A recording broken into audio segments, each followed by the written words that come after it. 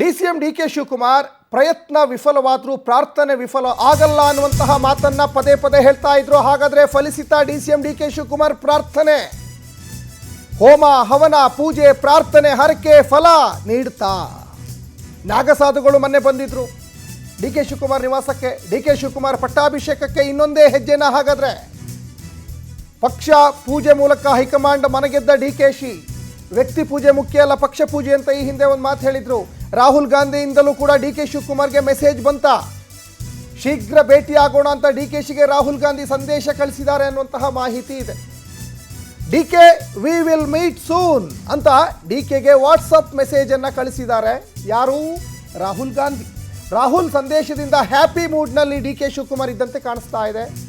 ಹಾಗಾದ್ರೆ ಕಂಡ ದೇವರಿಗೆ ಮಾಡಿರುವ ಪ್ರಾರ್ಥನೆ ಫಲಿಸ್ತಾ? ಹಾಗಾದ್ರೆ ಡಿಕೆ ಶಿವಕುಮಾರ್ ಅವರಿಗೆ ಪ್ರಯತ್ನ ವಿಫಲವಾದ್ರೂ ಪ್ರಾರ್ಥನೆ ವಿಫಲವಾಗಲ್ಲ ಅನ್ನುವಂತಹ ಒಂದು ಹೇಳಿಕೆಯನ್ನು ಕೊಟ್ಟಿದ್ರು. ಹಾಗಂತ ಹೇಳಿಬಿಟ್ಟು ಅವರು ಪ್ರಯತ್ನ ಬಿಡ್ತಾ ಇರಲಿಲ್ಲ, ಪ್ರಯತ್ನ ಮಾಡ್ತಾನೆ ಇದ್ರು. ಹೈಕಮಾಂಡ್ ಸಭೆ ಬಳಿಕ ಸಿಎಂ ಡಿಸಿಎಂಗೆ ಬುಲಾವ್. ಯಾವುದೇ ಕ್ಷಣದಲ್ಲಾದರೂ ಸಿಎಂ ಅಂಡ್ ಡಿಸಿಎಂ ದೆಹಲಿಗೆ ಈಗ ಪ್ರಯಾಣ ಮಾಡ್ತಾರೆ. ಸಿದ್ದು ಡಿಕೆಶಿ ಜೊತೆ ಹೈಕಮಾಂಡ್ ಪ್ರತ್ಯೇಕ ಸಭೆ ಮಾಡುವಂತಹ ಸಾಧ್ಯತೆ ಇದೆ. ಮಾತುಕತೆ ಬಳಿಕ ಅಧಿಕೃತ ಘೋಷಣೆ ಮಾಡ್ತಾರಾ ವರಿಷ್ಠರು? ಹಾಗಾದರೆ ಇವತ್ತೊಂದು ಕ್ಲಿಯರ್ ಪಿಕ್ಚರ್ ಸಿಗುತ್ತೆ. ಇವತ್ತು ಸಂಜೆ ಒಳಗೆ ಕ್ಲಿಯರ್ ಪಿಕ್ಚರ್ ಸಿಗುವ ಸಾಧ್ಯತೆ ಇದೆ. ಇಷ್ಟು ದಿವಸ ಪಿಕ್ಚರ್ ಅಭಿ ಬಾಕಿ ಹೇ ಅಂತಲೇ ಹೇಳ್ತಾ ಇದ್ರು. ಆದರೆ ಇನ್ನು ಮುಂದೆ ಹಾಗಲ್ಲ. ಡಿಕೆ ಶಿವಕುಮಾರ್ ಬಿಗಿಪಟ್ಟನ್ನು ಹಿಡ್ದಂಗೆ ಕಾಣಿಸ್ತಾ ಇದೆ. ಡಿಕೆ ವಿ ವಿಲ್ ಸೂನ್ ಅಂತ ಒಂದು ಕಡೆ ಮೆಸೇಜನ್ನು ಹಾಕಿದ್ದಾರೆ. ಅನಂತ ಸಾಕಷ್ಟು ಡೀಟೇಲ್ಸನ್ನು ಕೊಡ್ತಾ ಇದ್ರಿ. ಬಹಳ ಮುಖ್ಯವಾಗಿ ಡಿಸಿಎಂ ಡಿಕೆ ಶಿವಕುಮಾರ್ ಮಾನಸಿಕವಾಗಿ ಸಿಎಂ ಆದ ಹಾಗೇನೆ ಈಗ ಒಂದು ಕಡೆ ಈಗ ಇದ್ದಂತೆ ಕಾಣಿಸ್ತಾ ಇದ್ದಾರೆ. ಹ್ಯಾಪಿ ಮೂಡಲ್ಲಿ ಇದ್ದಂತೆ ಕಾಣಿಸ್ತಾ ಇದೆ. ಮತ್ತೊಂದು ಕಡೆ ರಾಹುಲ್ ಗಾಂಧಿ ಅವರು ಭೇಟಿಗೂ ಸಿಗ್ತಾ ಇರಲಿಲ್ಲ, ಈಗ ಸಂದೇಶ ಕಳಿಸಿದ್ದಾರೆ ಅನ್ನುವಂತಹ ಮಾಹಿತಿ ಇದೆ. ಏನಿದೆ ಇದ್ರ ಬಗ್ಗೆ ಹೆಚ್ಚಿನ ಡೀಟೇಲ್ಸ್ ಆನಂದ್? ಖಂಡಿತವಾಗ್ಲೂ ಸಚಿನ್, ಪ್ರಮುಖವಾಗಿ ಡಿಕೆ ಶಿವಕುಮಾರ್ ಅವರ ಪಕ್ಷ ಪೂಜೆ ವಿಚಾರ ಅದು ವರ್ಕೌಟ್ ಆದಂತೆ ಕಾಣ್ತಾ ಇದೆ. ಯಾಕಂದ್ರೆ ಅವರು ಮೊದಲಿಂದಲೂ ಕೂಡ ವ್ಯಕ್ತಿ ಪೂಜೆ ವಿರೋಧವನ್ನ ಮಾಡ್ತಾ ಇದ್ರು. ಪಕ್ಷದಲ್ಲಿ ಯಾರು ಕೂಡ ವ್ಯಕ್ತಿ ಪೂಜೆ ಮಾಡಬಾರದು, ವ್ಯಕ್ತಿ ಪೂಜೆಗಿಂತ ಪಕ್ಷ ಪೂಜೆ ಇಂಪಾರ್ಟೆಂಟ್ ಅನ್ನೋದು ವಿಚಾರವನ್ನ ಪದೇ ಪದೇ ಡಿಕೆ ಶಿವಕುಮಾರ್ ಅವರು ಪ್ರಸ್ತಾಪ ಮಾಡ್ತಾ ಇದ್ರು. ಆ ಮೂಲಕ ಈಗ ಹೈಕಮಾಂಡ್ ಮನೆ ಗೆಲ್ಲೋದಕ್ಕೆ ಡಿಕೆ ಶಿವಕುಮಾರ್ ಅವರು ಎಲ್ಲಾ ರೀತಿಯ ಒಂದು ಕಸರತ್ತೇನಿದೆ ಅದೆಲ್ಲವೂ ಕೂಡ ಈಗ ವರ್ಕೌಟ್ ಆದಂತೆ ಕಾಣ್ತಾ ಇರ್ತಕ್ಕಂಥದ್ದು. ಅಂತಿಮವಾಗಿ ಖುದ್ದು ರಾಹುಲ್ ಗಾಂಧಿ ಅವರಿಂದಲೇ ಡಿಕೆ ಶಿವಕುಮಾರ್ ಅವರಿಗೆ ಸಂದೇಶ ಬಂದಿದೆ. ಆದಷ್ಟು ಬೇಗ ಭೇಟಿ ಆಗೋಣ ಅಂತ ವಾಟ್ಸ್ಆಪ್ ಮೂಲಕ ರಾಹುಲ್ ಗಾಂಧಿ ಅವರೇ ಖುದ್ದು ಡಿಕೆ ಶಿವಕುಮಾರ್ ಅವರಿಗೆ ವಾಟ್ಸ್ಆಪ್ ಮೂಲಕ ಸಂದೇಶ ಕೊಟ್ಟಿದ್ದಾರೆ ಅನ್ನೋ ವಿಚಾರಗಳು ಈಗ ಭಾರಿ ಚರ್ಚೆಗೆ ಗ್ರಾಸವಾಗಿರ್ತಕ್ಕಂಥದ್ದು. ಈ ಕಡೆ ಡಿಕೆ ಶಿವಕುಮಾರ್ ಕೂಡ ತುಂಬಾ ಖುಷಿಯಾಗಿದ್ದಾರಂತೆ. ಯಾವಾಗ ರಾಹುಲ್ ಗಾಂಧಿಯಿಂದ ಮೆಸೇಜ್ ಬಂತೋ ಆಗಿಂದಲೂ ಕೂಡ ಡಿಕೆ ಶಿವಕುಮಾರ್ ಅವರು ಫುಲ್ ಆಕ್ಟಿವ್ ಆಗಿದ್ದಾರೆ, ಫುಲ್ ಖುಷಿ ಆಗಿದ್ದಾರೆ ಅನ್ನೊಂದು ವಿಚಾರ ಅವರ ಬಳಗದಿಂದ ಗೊತ್ತಾಗಿರ್ತಕ್ಕಂಥದ್ದು. ಮತ್ತೆ ಅವರ ಪದಗ್ರಹಣಕ್ಕೂ ಕೂಡ ಈಗಾಗಲೇ ಅವರ ಬೆಂಬಲಿಗರು ಎಲ್ಲಾ ರೀತಿಯ ಒಂದು ಸಜ್ಜನ್ನು ಕೂಡ ಮಾಡ್ಕೊಂಡಿದ್ದಾರೆ. ಮತ್ತೊಂದು ಕಡೆ ಡಿಕೆ ಶಿವಕುಮಾರ್ ಅವರು ಜ್ಯೋತಿಷಿಗಳ ಮೊರೆ ಹೋಗಿನೂ ಕೂಡ ತಮಗೆ ಬೇಕಾದಂತ ಒಂದು ಸೂಕ್ತವಾದಂತಹ ದಿನ ಮುಹೂರ್ತವನ್ನು ಕೂಡ ನಿಗದಿ ಮಾಡಿಕೊಂಡಿರ್ತಕ್ಕಂಥದ್ದು.